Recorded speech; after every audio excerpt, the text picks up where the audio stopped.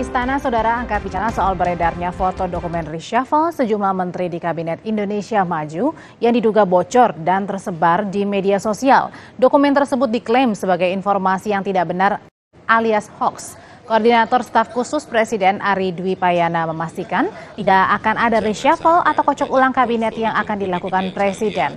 Meski demikian, evaluasi di tiap-tiap kementerian maupun lembaga akan terus berjalan. Meski dokumen reshuffle yang beredar tersebut mencantumkan kop surat Kementerian Sekretariat Negara hingga tanda tangan Menteri Sekretaris Negara Pratikno, Istana tegaskan tidak akan melaporkan penyebar hoax tersebut pada polisi. Kami tegaskan itu hoax ya. Berita atau informasi yang tidak benar, berita bohong, dan saya menghimbau masyarakat ketika menghadapi era saat ini atau masa di mana situasi politik seperti saat ini betul-betul cek dan recheck. Dari Istana sendiri akan melaporkan ini ke polisi atau?